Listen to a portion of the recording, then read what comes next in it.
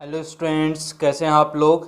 आज की इस वीडियो में हम लोग कॉन्टैक्टर के बारे में डिटेल में जानेंगे। सबसे पहले हम लोग जानेंगे कॉन्टैक्टर का पर्पस क्या है, किस लिए यूज़ करते हैं हम लोग इसका। फिर कॉन्टैक्टर के कंस्ट्रक्शन के बारे में जानेंगे और फिर कितने टाइप का क्लासिफिकेशन ऑफ कॉन्टैक्टर जानेंगे। इसके बाद हम लोग कॉन्टैक्टर और हमारा रिले, सर्किट ब्रेकर, आइसोलेटर के बीच में और कॉन्टैक्टर में हमारा क्या डिफरेंस है, बाकी जो दूसरे स्विचिंग इक्विपमेंट और कॉन्टैक्टर हैं इन सब में हमारा क्या क्या डिफरेंस है, ये सारी बात आज हम लोग डिटेल में करेंगे और बहुत अच्छे से इस टॉपिक को समझेंगे हम लोग। तो वीडियो को पूरा देखिएगा और ये टॉपिक आपको बहुत अच्छे से समझ में आएगा। तो आइए सबसे पहले हम लोग जानते हैं कॉन्टैक्टर किसको कहा जाता है। तो कॉन्टैक्टर हमारा सिंपली एक स्विच है जो हमारे पावर सर्किट के अंदर पावर सप्लाई को ऑन या ऑफ करने के लिए यूज़ किया जाता है अंडर लोड कंडीशन। ध्यान से सुनिएगा फिर से, कॉन्टैक्टर हमारा एक सिंपली स्विच है जिसको हम लोग यूज़ करते हैं पावर या सप्लाई को ऑन या ऑफ करने के लिए अंडर लोड कंडीशन, यानी लोड कंडीशन के अंदर स्विच के माध्यम से, कॉन्टैक्टर के माध्यम से हम लोग सप्लाई दे सकते हैं किसी इक्विपमेंट को या सप्लाई कट कर सकते हैं। ठीक है, तो हमारा सिंपली पावर ऑन या ऑफ करने के लिए हम लोग कॉन्टैक्टर का यूज़ करते हैं। तो अब आपके मन में क्वेश्चन होगा कि नॉर्मली किसी भी इक्विपमेंट को यूज़ करते हैं हम लोग तो उसमें हमारा घर में इक्विपमेंट के साथ स्विच लगा होता है, जैसे हमारा फैन है और बल्ब है तो उसके साथ सिंपली हमारा स्विच लगा होता है और इस स्विच के माध्यम से हम क्या कर लेते हैं, किसी भी फैन या हमारे बल्ब को ऑपरेट करा देते हैं, ऑन या ऑफ करते हैं। तो सिंपली हमारा कॉन्टैक्टर भी हमारा एक स्विच है, लेकिन इसकी खासियत क्या है, कॉन्टैक्टर की विशेषता यह है कि इसको हम लोग लोड कंडीशन में काम करते हैं।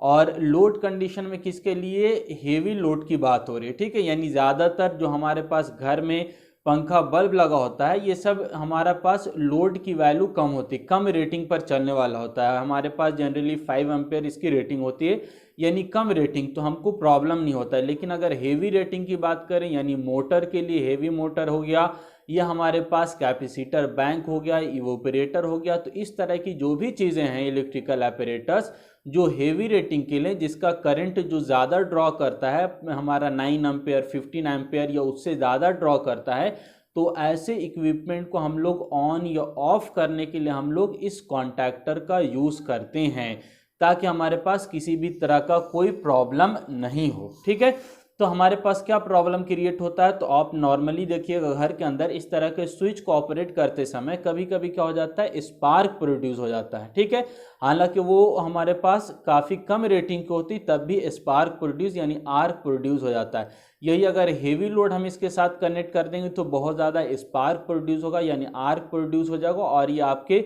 स्विच को या इक्विपमेंट को डैमेज कर देगा। तो इसी आर्क को हम लोग बुझाने के लिए या इस तरह के हम लोग चीज़ों से बचने के लिए ही क्या करते हैं, कॉन्टैक्टर का यूज़ करते हैं ताकि हेवी लोड्स को हम लोग बहुत आसानी से स्मूथली सप्लाई दे सकें, कोई हमारे पास आर्क प्रोड्यूस नहीं हो और आर्क प्रोड्यूस हो तो बुझ जाए। तो इस तरह का व्यवस्था हम लोग कॉन्टैक्टर के अंदर करते हैं। किस तरह का हम लोग काम होता है ये हम लोग जाना भी क्या पर्पस के लिए यूज़ करते हैं। तो पर्पस का क्या है, हम लोग स्विचिंग पर्पस के लिए यानी किसी भी हेवी इक्विपमेंट को ऑन या ऑफ करने के लिए करते हैं। और इलेक्ट्रिक ट्रैक्शन में इसका यूज़ क्या है, तो हम लोग इलेक्ट्रिक ट्रैक्शन के अंदर जो हमारा लोकोमोटिव के अंदर मोटर लगा होता है, ये मोटर हमारा हेवी रेटिंग मोटर होता है और हेवी करंट ड्रॉ करता है। तो इस मोटर से पहले यानी ट्रैक्शन मोटर से पहले हम लोग कॉन्टैक्टर लगाते हैं, यानी मोटर को ऑन या ऑफ करने के लिए, स्विचिंग का काम करने के लिए इस कॉन्टैक्टर का यूज़ किया जाता है। ठीक है, अब समझिए इसके अंदर काम कैसे होता है, वर्किंग प्रिंसिपल क्या है और किस तरह से ये ऑपरेट करता है। ठीक है, तो उसके समझने के लिए हमने यहाँ पर एक डायग्राम बना रखा है जिसके अंदर हमने दो चीज़ दिखाया है। एक तो हमारे पास ये कॉइल दिखाया हुआ हमने और दूसरा ये पोल बोलते हैं हम लोग। ठीक है, तो हम लोग 3 फेज मोटर मान के चलिए दिखा रहे हैं यहाँ पर आर वाई बी और एन, यानी हम 3 फेज और न्यूट्रल सब दिखा रहे हैं।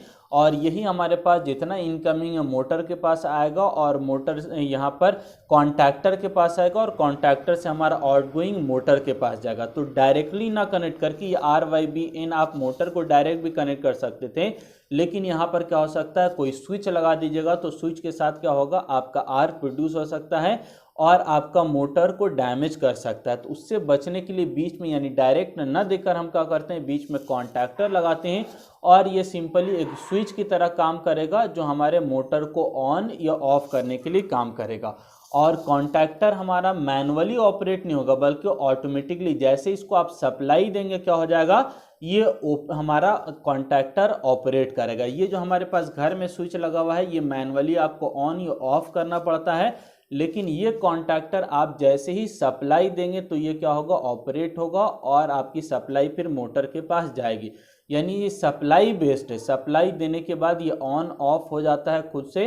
आप सप्लाई कट करेंगे तो ऑफ हो जाएगा, सप्लाई दीजिएगा तो कॉन्टैक्टर आपका इसमें कॉन्टैक्ट होगा, ये क्लोज होगा और आगे फर्दर सप्लाई जाएगी। किस तरह से काम होगा अब आसानी से समझ में आएगा आपको। तो यहाँ पर हमने एक कॉइल लगा रखा है, इस कॉइल के 2 टर्मिनल होते हैं जिसको A1 और A2 से डिनोट करते हैं। ये कॉइल के अंदर जैसे ही आप सप्लाई देंगे तो हमने यहाँ पर कॉइल की सप्लाई वोल्टेज कितनी रखी है, 230 वोल्ट्स रखा। यह अलग अलग रेंज का हो सकता है, अलग अलग कॉन्टैक्टर का साइज अलग होता है, रेंज अलग होता है, रेटिंग अलग होता है और एम्पियर की रेटिंग भी अलग अलग होती है। ठीक है, तो अलग अलग कॉन्टैक्टर यहाँ पर हमने 230 वोल्ट के लिए दिखाया है, कहीं पर आपका डीसी के लिए 24 वोल्ट के लिए भी कॉन्टैक्टर के अंदर कॉइल लगा होता है और इससे हायर रेटिंग का कॉइल भी लगा होता है। तो कॉइल की रेटिंग भी कॉन्टैक्टर पर दिया होगा।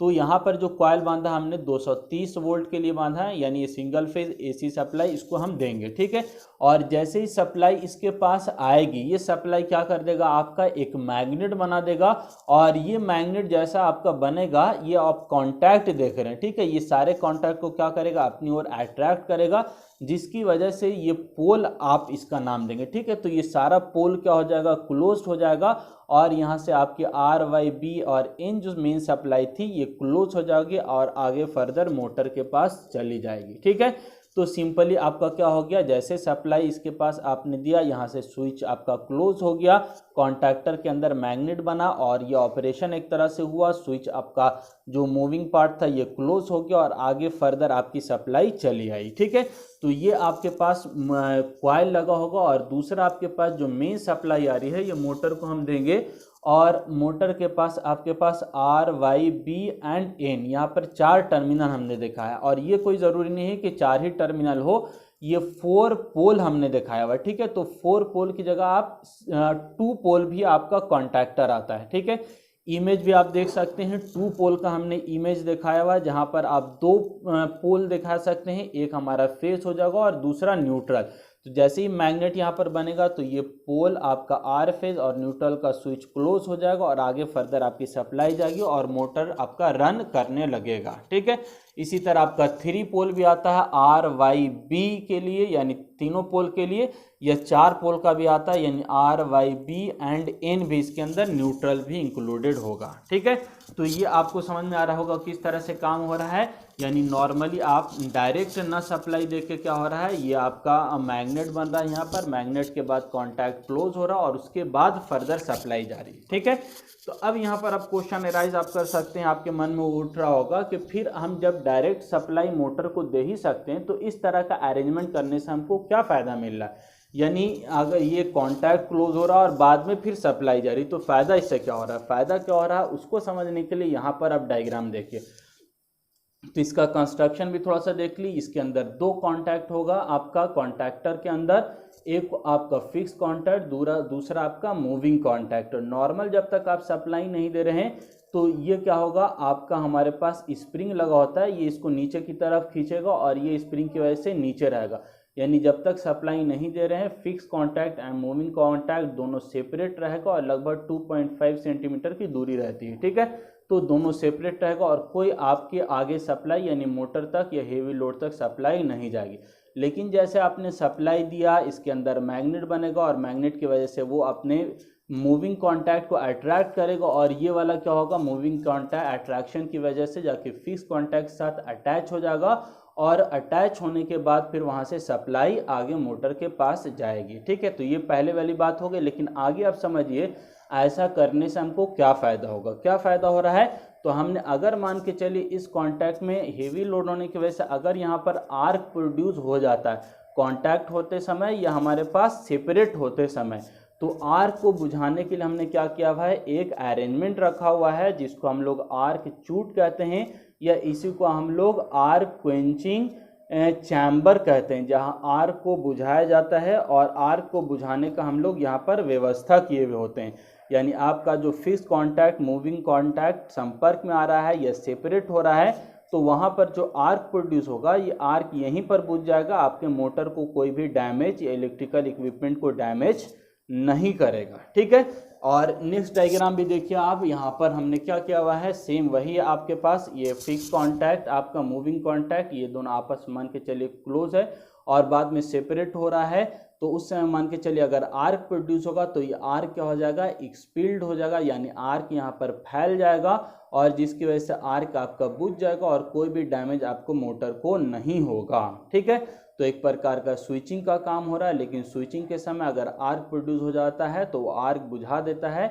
इस तरह का व्यवस्था हम लोग कॉन्टैक्टर के अंदर किए हुए होते हैं। ठीक है, तो आपको समझ में आ रहा होगा कि हमारा कॉन्टैक्टर और नॉर्मल स्विच के बीच में क्या डिफरेंस है। ठीक है, तो अब ये थोड़ा सा समझ लिए, कॉन्टैक्टर भी आपका सेम देखने में एक ही तरह का लग रहा होगा, या आप सर्किट ब्रेकर पढ़ा होगा तो भी आपका एक ही तरह लग रहा है। तो इन सारे के बीच में डिफरेंस क्या है, तो सबसे पहले कॉन्टैक्टर और सर्किट ब्रेकर के बारे में समझिए। तो कॉन्टैक्टर के अंदर भी यहाँ आर्क बुझाने की व्यवस्था, और आपको मालूम होगा हमने सर्किट ब्रेकर पर भी वीडियो बनाया है, डिस्क्रिप्शन के अंदर लिंक दिया हुआ आप देख सकते हैं। तो हम लोग सर्किट ब्रेकर के अंदर भी क्या करते हैं, आर्क बुझाने का व्यवस्था करते हैं। तो आप कह सकते हैं फिर सर्किट ब्रेकर और कॉन्टैक्टर में क्या डिफरेंस है। तो हमारा सर्किट ब्रेकर और कॉन्टैक्टर में डिफरेंस ये है कि ये हमारा कॉन्टैक्टर जो है नॉर्मल हमारे पास रेटिंग के लिए काम करता है, यानी 15 एम्पेयर अगर उसके मोटर की रेटिंग है तो ये 15 ही एम्पेयर पर स्विचिंग ऑन ऑफ करने का काम करा और उसमें जो करंट प्रोड्यूस होगा वो वहाँ पर आर्क को बुझाने का काम करेगा। लेकिन यदि हमारे पास सिस्टम के अंदर फॉल्ट हो जाता है, 15 एम्पेयर से हमारा 1500 एम्पेयर हो जाएगा, हमारा 5000 एम्पेयर हो जाएगा, तो उसको बुझाने के लिए कुछ नहीं करेगा। लेकिन क्योंकि हम लोग उतना हेवी रेटिंग के लिए इसको हम लोग नहीं बनाते हैं, यदि हमारे पास फॉल्ट हो जाएगा और फॉल्ट के समय अगर हमारा आर्क प्रोड्यूस होता है तो उसको बुझाने के लिए हमारे पास सर्किट ब्रेकर के पास व्यवस्था होता है। यानी हम लोग उस समय फॉल्ट के समय हम लोग क्या करेंगे, सर्किट ब्रेकर का यूज़ करेंगे, यानी फॉल्ट डिटेक्शन और फॉल्ट के बाद हमारा आइसोलेशन का काम जो होता है वो सारा काम आपका सर्किट ब्रेकर करेगा। कॉन्टैक्टर के अंदर हमारा फॉल्ट को सेंस करने की क्षमता भी नहीं होती है, और अगर फॉल्ट करंट आ जाए तो उसको ये उतना हेवी करंट को भी ये बर्दाश्त नहीं कर पाएगा। तो हमारा ये कॉन्टैक्टर नॉर्मल स्विच होता है जो हमारा नॉर्मल स्थिति में काम करता है, जबकि सर्किट ब्रेकर हमारा फॉल्टी कंडीशन के अंदर भी काम करता है। ठीक है, दूसरा आप पूछ सकते हैं क्या ये रिले है, और हमारे पास चूंकि रिले के अंदर भी हम कॉइल बांधते हैं, इसी तरह का हमारा मैग्नेट बनता है, और कॉन्टैक्टर के अंदर भी हम बात कर रहे हैं तो ये हमारा रिले भी नहीं है, क्योंकि रिले हमारे पास बहुत लोअर रेटिंग के लिए हम लोग बनाते हैं। जनरली हमारे पास 24 वोल्ट या हमारे पास 110 वोल्ट तक ही हम क्या करते हैं, 110 वोल्ट तक ही हम क्या करते हैं, रिले कॉइल को बनाते हैं। यानी बहुत स्मॉलर रेटिंग के लिए हम लोग रिले का यूज़ करते हैं, और रिले के बाद फिर उसके साथ हम लोग सर्किट ब्रेकर लगाते हैं, और जिसकी वजह से रिले सेंस करके हमारा सर्किट ब्रेकर को ऑपरेट कराता है। जबकि रिले से तुलना करें तो रिले की तुलना में कॉन्टैक्टर की रेटिंग ज़्यादा होती है। ये हमारा केवल 110 वोल्ट नहीं बल्कि उससे अधिक रेटिंग के लिए भी हम लोग कॉन्टैक्टर को बनाते हैं, और हेवी करंट को यानी हेवी लोड को इसके साथ आप कनेक्ट कर सकते हैं। तो कॉन्टैक्ट रिले इसकी तुलना में बहुत छोटा हो गया, और ये हमारे पास उससे बड़ा हो गया। ठीक है, नेक्स्ट आप आइसोलेटर से इसका तुलना कर सकते हैं। तो आइसोलेटर भी क्या होता है, आपका सिंपली एक स्विच होता है, और कॉन्टैक्टर भी स्विच है। लेकिन आइसोलेटर के अंदर क्या खासियत है, आइसोलेटर की विशेषता क्या है कि आइसोलेटर स्विच तो है, लेकिन ये ऑलवेज क्या होता है, नो लोड कंडीशन में हम इसको ऑपरेट कराते हैं। जबकि हमारा कॉन्टैक्टर क्या होगा, लोड कंडीशन में ऑपरेट करेगा, और हमारे पास यदि आर्क प्रोड्यूस होगा तो ये आर्क को बुझा भी देगा, जबकि हमारा आइसोलेटर के अंदर कोई भी आर्क बुझाने की व्यवस्था नहीं होती है। ठीक है, तो ये सारे चीज़ के बीच में आपको डिफरेंस समझ में आ रहा होगा। नेक्स्ट अब ध्यान से समझिएगा, हमारे पास बहुत शॉर्ट में हम बताने जा रहे हैं। कॉन्टैक्टर का अलग अलग हमारे पास टाइप होता है। बेसिकली हमारे पास जनरली 3 कैटेगरी के अंदर इसको बांटा गया है। पहला हमारा इलेक्ट्रोमैग्नेटिक कॉन्टैक्टर होता है, दूसरा हमारा इलेक्ट्रोपेनोमैटिक कॉन्टैक्टर होता है और तीसरा cam and roller operated contactor होता है। तो पहला जो हमारा कॉन्टैक्टर है जिसके बारे में अभी हम बात कर रहे थे, यानी मैग्नेट बनेगा, मैग्नेट की वजह से आपका कॉन्टैक्ट क्या होगा, क्लोज होगा। तो ऐसा मैग्नेट क्या कहलाएगा, आपका इलेक्ट्रोमैग्नेटिक कॉन्टैक्टर कहलाएगा, जो हम लोग डायग्राम के अंदर देख रहे हैं। ठीक है, दूसरा मैग्नेट क्या है, दूसरा कॉन्टैक्टर इलेक्ट्रोपेनोमैटिक कॉन्टैक्टर। तो ये भी एक कॉन्टैक्टर है, ये भी किसी इलेक्ट्रिकल इक्विपमेंट के साथ लगा होगा, लेकिन इसके अंदर मैग्नेट वाली बात, यानी मैग्नेटिक सर्किट की वजह से हमारा कॉन्टैक्ट क्लोज नहीं होगा। इस कॉन्टैक्ट को क्लोज करने के लिए हम लोग क्या करेंगे, अलग से एक व्यवस्था करेंगे। वो व्यवस्था क्या है, तो हम लोग अलग से इस कॉन्टैक्टर के अंदर हमारे पास एक मैग्नेट भी होगा, लेकिन हमारे पास मेनली जो स्विच या कॉन्टैक्ट ओपन और क्लोज होगा वो एक एयर प्रेशर की वजह से होगा। यानी आपका एयर, ये इस तरह का मान के चलिए, जैसे आपने सप्लाई देंगे इसके अंदर एक मैग्नेट बनेगा इसमें,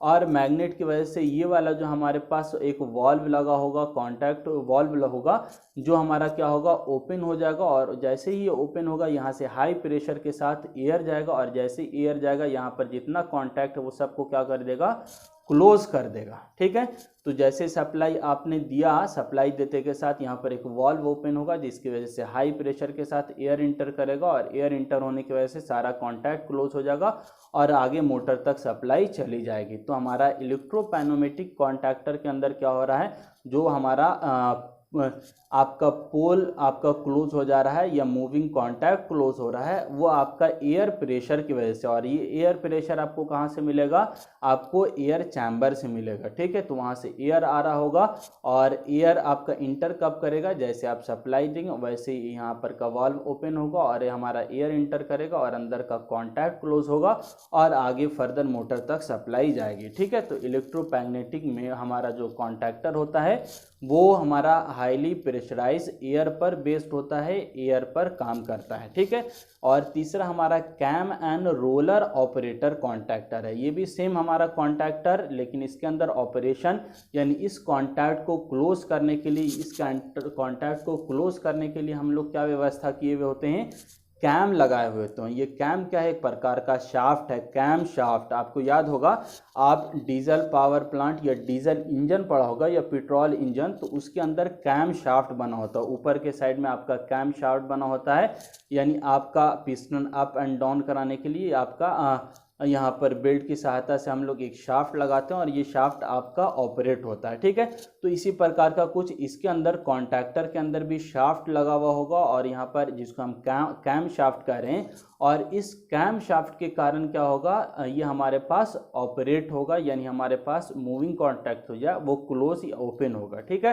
तो इस हम लोग पोल को और या मूविंग कॉन्टैक्ट को क्लोज या ओपन करने के लिए हम लोग क्या कर रहे हैं, कैम शाफ्ट का उपयोग कर रहे हैं। और ये कैम शाफ्ट किस तरह से ऑपरेट होगा, यानी कैम शाफ्ट किस तरह से मूव करेगा, तो इस कैम शाफ्ट को मूव कराने के लिए अलग अलग मेथड हो सकता है। या तो ड्राइवर यानी लोको पायलट के पास अलग से कोई इक्विपमेंट होगा, मूव कराने के लिए कोई व्हील पहिया होगा जिसकी वजह से वो मूव कराएगा, तो ये कैम शाफ्ट ऑपरेट होगा। और कैम शाफ्ट जैसे ऑपरेट होगा उसके बाद आपका पोल क्लोज हो जाएगा और वहाँ से फिर फर्दर सप्लाई आएगी। या इसके पास क्या होगा, कैम शाफ्ट को रोटेट कराने के लिए कोई स्मॉल मोटर लगा होगा, जिसकी सहायता से कैम शाफ्ट आपका रोटेट होगा और मूविंग कॉन्टैक्ट को क्लोज कराएगा। ठीक है, या आपके पास और अलग मेथड भी हो सकता है। ठीक है, तो ये डिफरेंट मेथड है जिसकी सहायता से आप क्या है, यानी ये डिफरेंट टाइप का कॉन्टैक्टर है, सब के अंदर एक ही बात हो रहा है, यानी आपका कॉन्टैक्ट क्या किया जा रहा है, क्लोज किया जा रहा है अलग अलग मेथड की सहायता से। जैसे ही हमारे पास कॉन्टैक्ट ये वाला क्लोज होगा, आगे फर्दर सप्लाई आपके पास जाएगी। ठीक है, तो आई होप ये कॉन्टैक्टर आपको बहुत अच्छे तरीके से समझ में आया होगा। अगर हमारे चैनल पर नए हैं तो इसको सब्सक्राइब कर लीजिए, वीडियो को लाइक कीजिए एंड अपने फ्रेंड को शेयर कीजिए। और वीडियो आपको कैसा लगा कमेंट बॉक्स में ज़रूर बताइए।